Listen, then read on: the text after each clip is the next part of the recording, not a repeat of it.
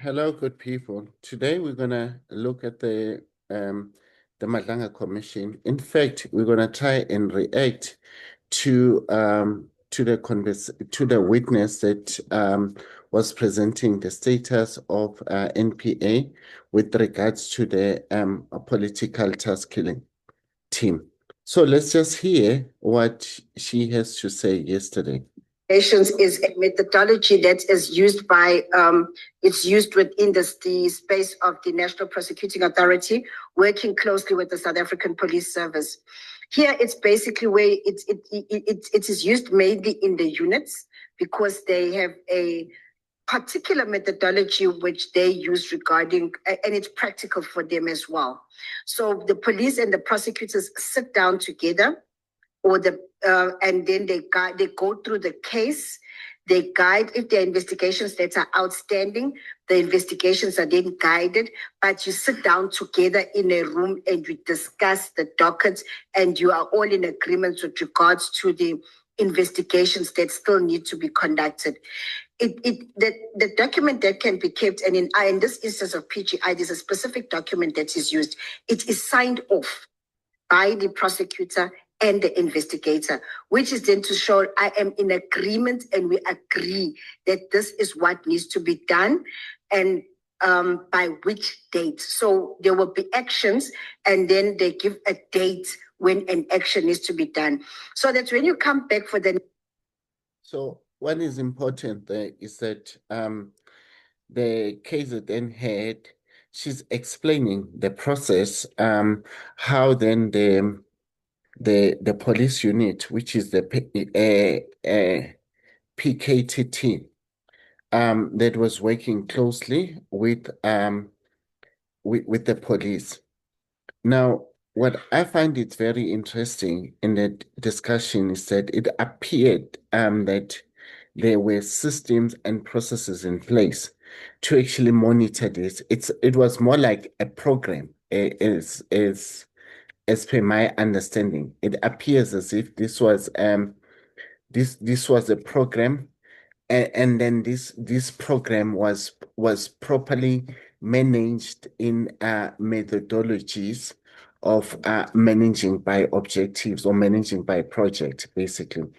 This is something that's coming out strong because NPA in the past, we've worked on a project for them where they've really spent a lot of time with consultant in terms of how do they take their case management system into a more automated process system, or to be a system driven those processes. So I can agree with her in that process that, you know what, that there is a proven process that NPA has actually previously engaged on to actually deal with the cases. I mean, so for me there, I can't really fault her because she's explaining the foundation and the building blocks that are in there. Now I want us to continue listening to her, what then she says further in terms of the functions of the PKTT. If you remember the headings, you can just tell us what they are. Oh, sorry. Page 8. Gosh. Page 8 of that document, it talks to investigation.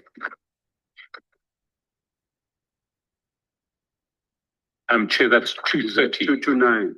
Yes, page 230. 230 or 230. Or the next one, the next page.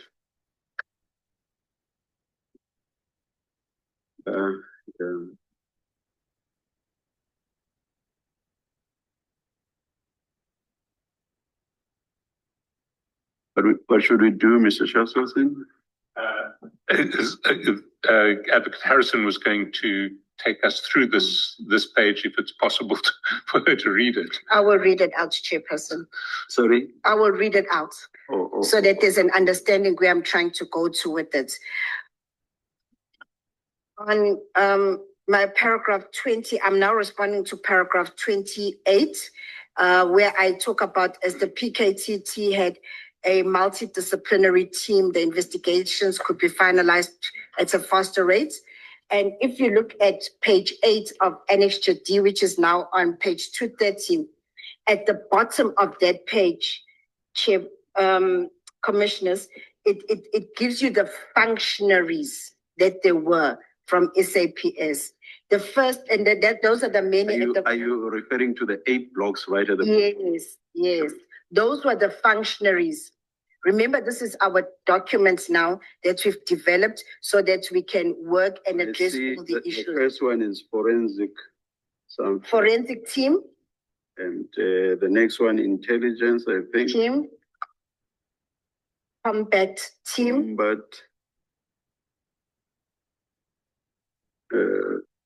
Call data analysis, something. Call data analysis team.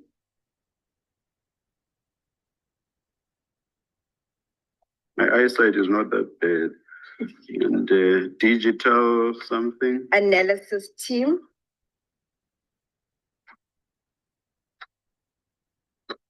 And ballistics. Ballistics team. Operational what? Analysis team.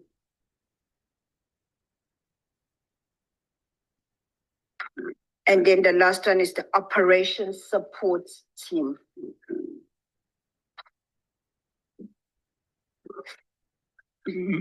Would it be possible for you to explain what these teams mean? I mean, what different teams do and why it's useful to have them all in one overarching team? Chairperson, I will request that this specific, these are functionaries that fell there. I do not know all of them, but the issue of like the call data analyst team, that would be important for our cell phone record analysis. Our ballistics team, that would be important for our ballistic analysis reports. Intelligence team would be for the tracing of suspects and accused. I would.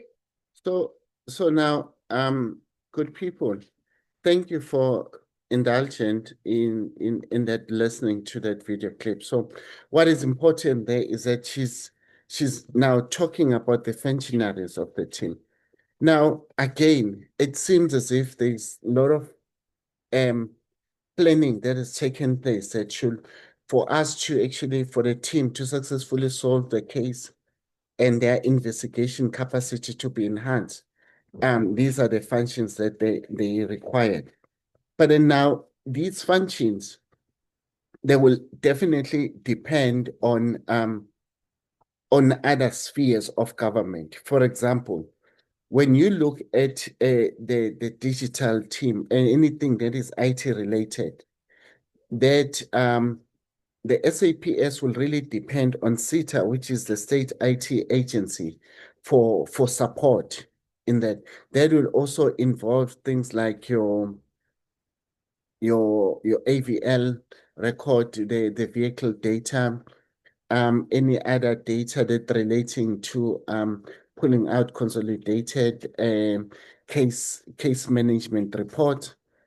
Intelligence-driven stuff will be, that's when your crime intelligence get involved.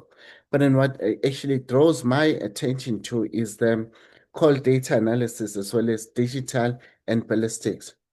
Now, in the Madlanga Commission, General Mkhwanazi has also voiced out his concerns in terms of the disputed result of the ballistic report, where the other team got a separate result, and when they came here in Gauteng, they also received a different update, a different report in terms of that. So now, that for me, it shows that there's checks and balances. Now, what then we then know that from the Senzo Mewa case, that most of these functionaries also came to play, because the case for the first time, Senzo Mewa case, we were shocked as citizens in terms of why this case, it took place in the house, but then we have the court full of police officers who are actually witnesses, but they were not even on the crime scene. the police officers who were in the crime scene, they've actually been excluded. They've not been allowed to actually come and testify. Now, why this is important? It's because now it comes through to an information that we had from Colonel Steyn. Steyn, when he's coming to testify, he says that he was also deployed, busy in a case in KZN that he was working on. Now, if we have a senior analyst of calibers of your host, as well as Steyn and your Mabasas, that appears to be also be providing support on the PKT team. For me, that's worrying. And then also for the head to also tell us that the portfolio person who's responsible for this is Advocate and she has so much confidence in it, in him.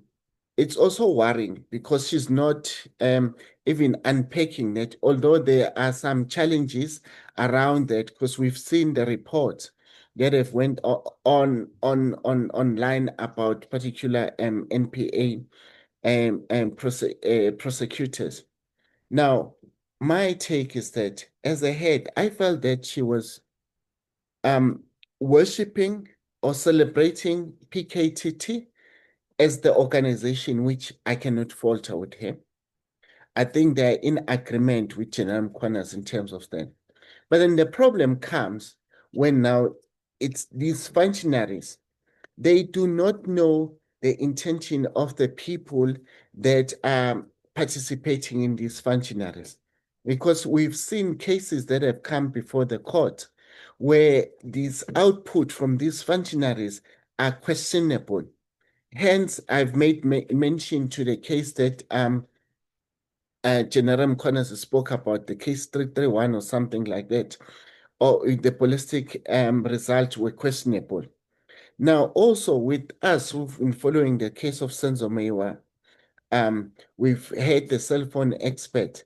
The database as well as the information that is shared, it's questionable. They talk about cell phone data calls that never existed at the time. So for us now, it remains a serious indictment that how many people that may have been convicted based on cell phone report that may have not been accurate because maybe that case was never broadcast in the media so that you will be subjected to scrutiny.